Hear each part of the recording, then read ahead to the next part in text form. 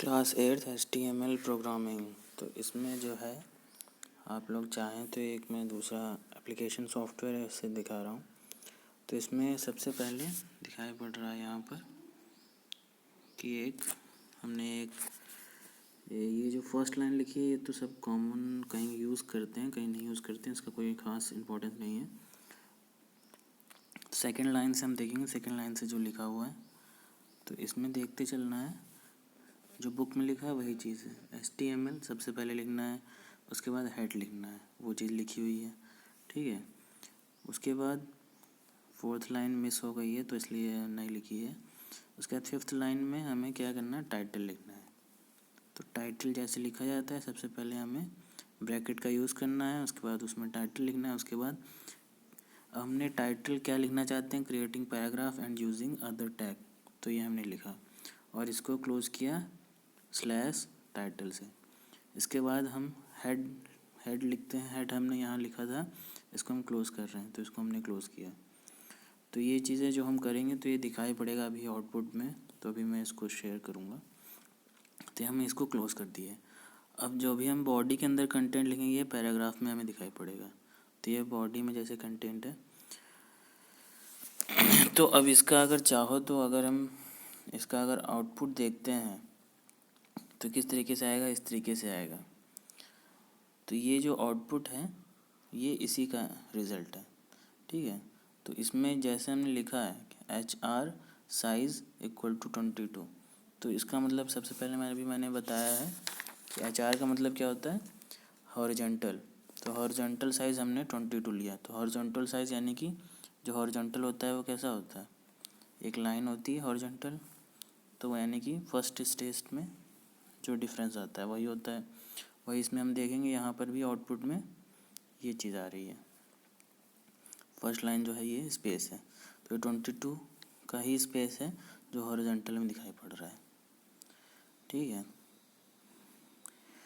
और यहाँ पर क्या दिखाई, हमने 10th लाइन में क्या लिखा हुआ है, 10th लाइन में लिखा हुआ है P, यहाँ पर एक स्पेस एक्चुअली छूट गया, शायद क्लोज करना होगा P टैग को।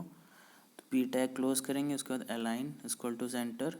तो सेंटर हमने लिखा है, तो यहाँ पर जो भी हम लिखेंगे जैसे थॉट ऑफ द डे, तो ये फिर कहाँ पर आएगा, एक सेंटर में आएगा। जैसे यहाँ पर आउटपुट जो है thought of the day, thought of the day जो ये दिखाई पड़ रहा है ये सेंटर में है।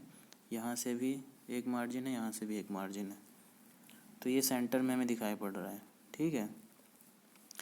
इसके बाद हमने आगे जो देखा है क्या लिखा हुआ है, P align equal to justify.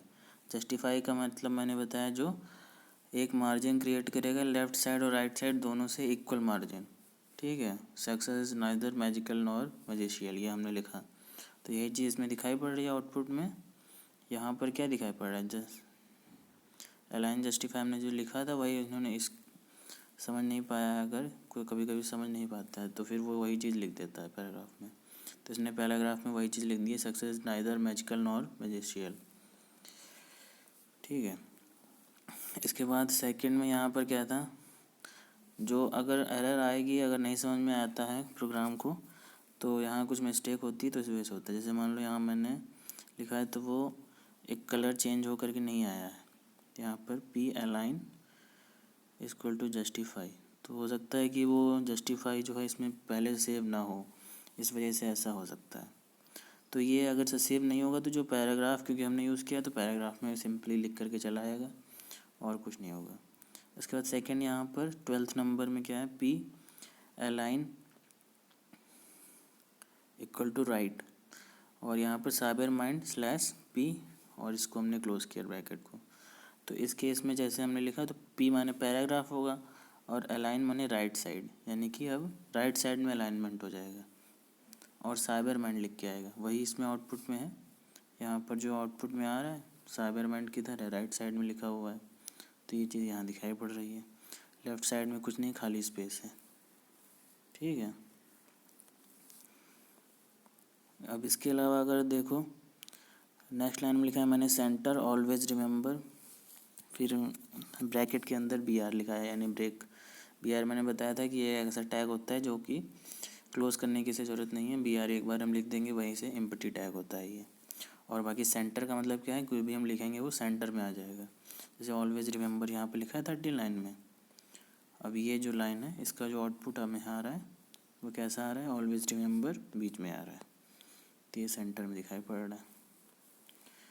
ठीक है, तो ये आउटपुट आ रहा है। अब इसके बाद और भी चीज़ें, जैसे BR हमने लिखा तो यानी कि लाइन को ब्रेक कर देगा, नेक्स्ट लाइन में चला जाएगा। 14 में क्या दिखाई पड़ रहा है, don't ask Lord to guide your footsteps unless you are willing to move your feet. कुछ भी चीज़ जो लिखना चाहते हो वो हमने पैराग्राफ में यहाँ लिख लिया, और इसको अब सेंटर को हमने यहाँ क्लोज किया, तो ये जो भी कंटेंट पूरा लिखा था ये पूरा सेंटर में आ रहा है। ठीक है, तो अब इसको हमने क्लोज किया तो यहाँ पर ये चीज़ दिखाई पड़ रही है, ये पूरा जो है सेंटर में आ रहा है। Don't ask Lord to guide your footstep unless you are willing to move your feet. तो ये सारी चीज़ें पूरी सेंट्रल में आ रही, लिख करके आ रही हैं। तो इस तरीके से ये आउटपुट भी दिखाई पड़ता है, एक सॉफ्टवेयर होता है उसमें, ये मोबाइल में भी हम ओपन करके देख सकते हैं। ठीक है, इसके बाद हमने यहाँ पर एक ये बॉडी है, इसको हमने क्लोज़ किया 15 स्टेप में। जो भी हमने यहाँ पूरा कंटेंट लिखा है ये बॉडी के अंदर आता है। तो जो भी कंटेंट हम लिखना चाहते हैं वो मेन पार्ट होता है, उसको बॉडी बोलते हैं। और इसके बाद HTML को हम क्लोज़ करेंगे, यहाँ से स्टार्ट किया था तो यहाँ पर क्लोज़ होगा। ठीक है, तो इस तरीके से प्रोग्रामिंग होती है HTML की। अभी भी किसी को नहीं समझ में आता है तो वो फिर से कल पूछ सकता है।